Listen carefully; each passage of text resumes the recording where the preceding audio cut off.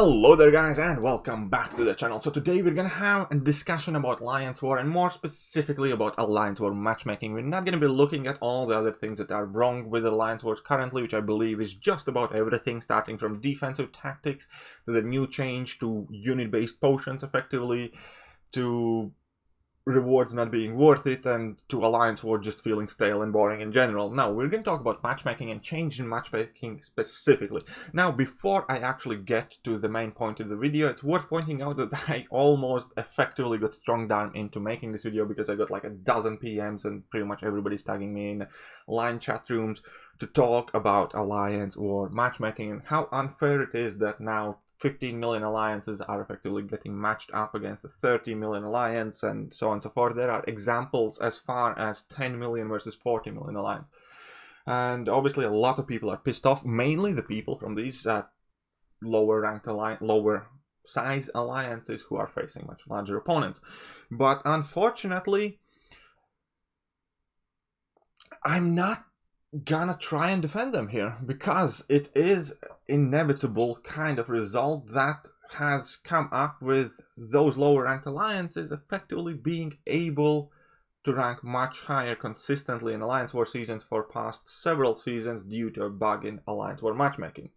Now, we all by now probably have noticed or have heard about how No Name managed to be in like top 3 in Alliance War for the last couple of seasons without ever facing any of like top 40 alliances in the world. So effectively they gain ranking of top 3 alliance in the world without ever contesting their strength against anybody who's remotely close to actually being at that strength due to Kabam's matchmaking. And that is no fault of No Name, I would say. It's largely fault of Kabam, obviously, how their matchmaking works. I know they have eaten a lot of fire and dirt in recent days and with everybody trash talking and stuff like that, but no, it's not effectively Alliance's fault how Kabam decides to match them. But at the same time, it's still not fair, because if you never fight against a strong opponent, you cannot possibly claim to kind of like have a strong ranking in the world. It would be kind of like, I don't know, if you are a UFC fighter and you are voted to be pound for pound best, but you never fight anybody in top 10, for instance, I guess. Or pick up any other example you want.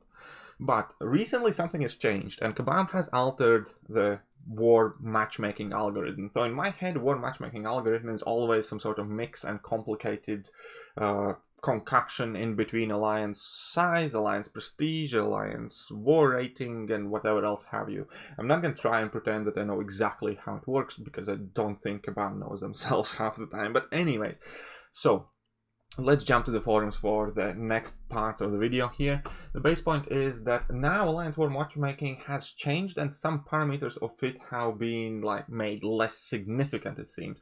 And one of the most important things, I guess, would be the alliance size, and that results now in us seeing matchups of 10 million alliance against alliance that has a 40 million hero base rating. So obviously it's very evident and very clear that this is a one-sided battle. There's pretty much no way how that 10 million alliance will be able to deal with the defense of a 40 million alliance, right? And so obviously the 10 million alliance is upset. They take to the forums, and everybody else who gets mismatches take to the forums, take the messages. They message me, they message Prof, they message whoever else they think would listen to, saying this is not fair.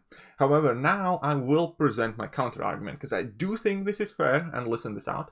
It is fair as a short-term problem. Because effectively what I think is going to happen, and what has happened, is the fact that these low-ranked alliances have been able to shoot well above their waistline, because No Name was not the single one only alliance that enjoyed the benefits from being ranked with weaker opponents and being able to get much better rewards.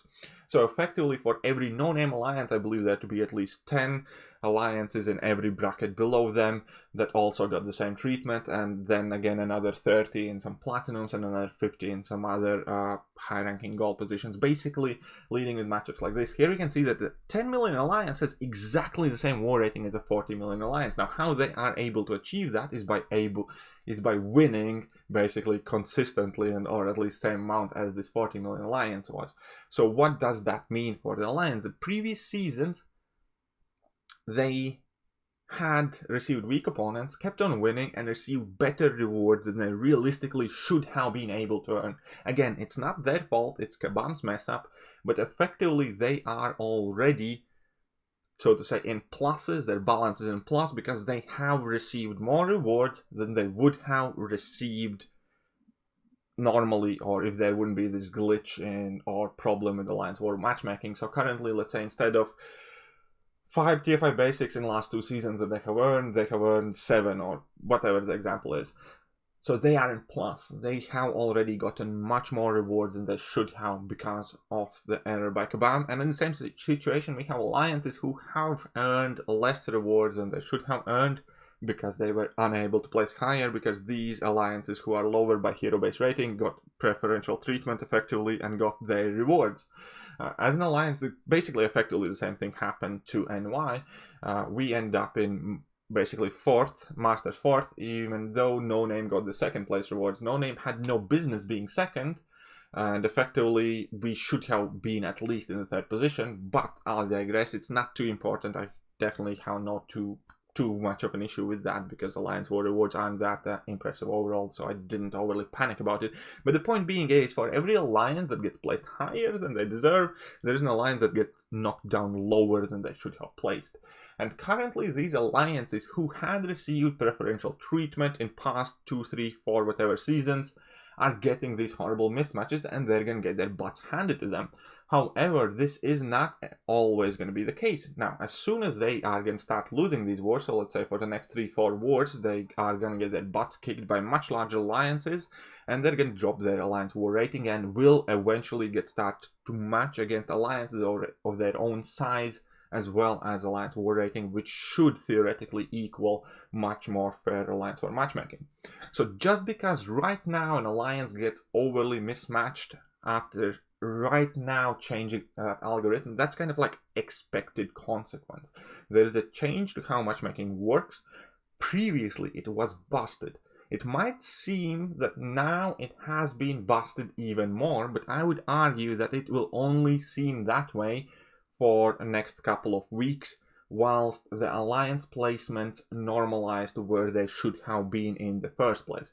So yes, these alliances, I believe, will keep getting mismatches of facing alliances double and triple their size, but only because they had basically been punching well above their weight, getting well better rewards than they deserve, and eventually they will get knocked down to the level they would have been if the war matchmaking was working normally. Now, I know it might sound very harsh to say this is what you deserve or you're going to get knocked down a peg where you have to be, but effectively that is the result. If you have been overachieving above and beyond your actual ability to play the game, it will only be a matter of time now when you're going to get kind of knocked down and eased into level where you should be, and then you're going to be able to carry on against opponents of your own strength.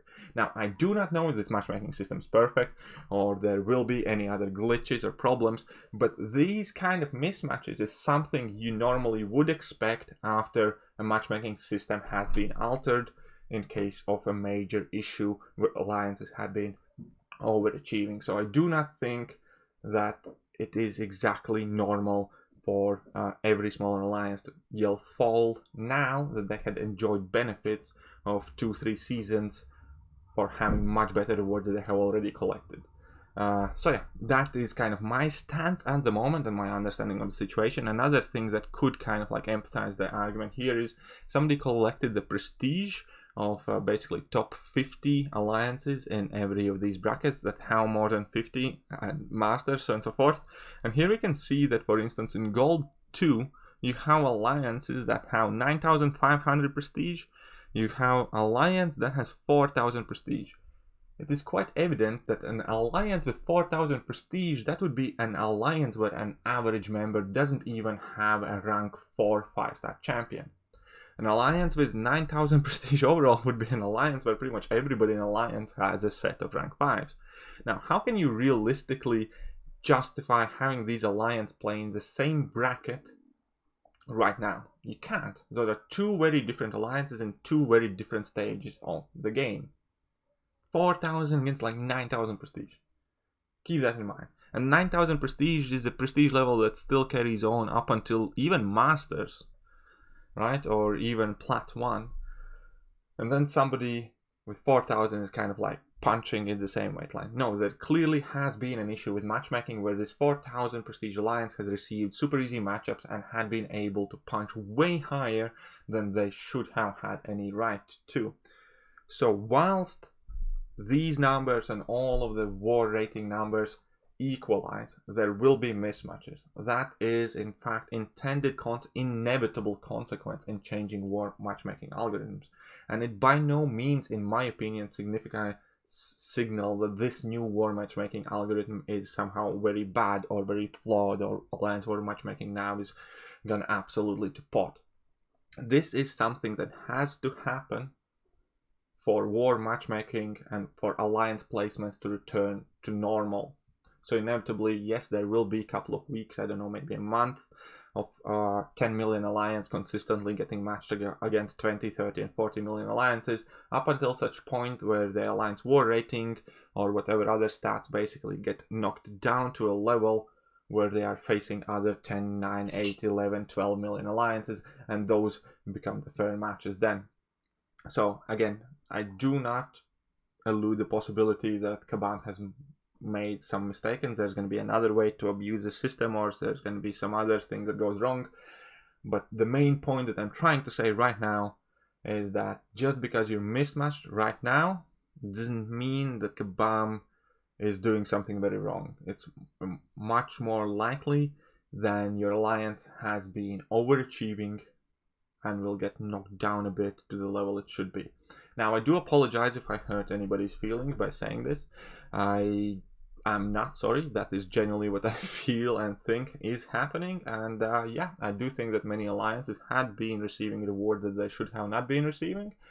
And I find it to be expected that they will receive these mismatches up until such point when they actually get to a placement which they should be in. All of that being said, I hope you guys had been entertained. If you guys enjoyed today's video, then today we have a new star, Baby Groot. Who does not like Baby Groot? Look at that. He has the button on the kill everyone button. He has a finger on kill everyone button. How can I miss that up? Anyways, if you like Baby Groot, hit that like button, hit that sub button, hit all the buttons. If you do not like Baby Groot, well then you know what you have to do. Please show yourself to the nearest exit and do not come back. Either way, that's me done for today. Hope you guys enjoyed the video. If you did, already said that. See ya.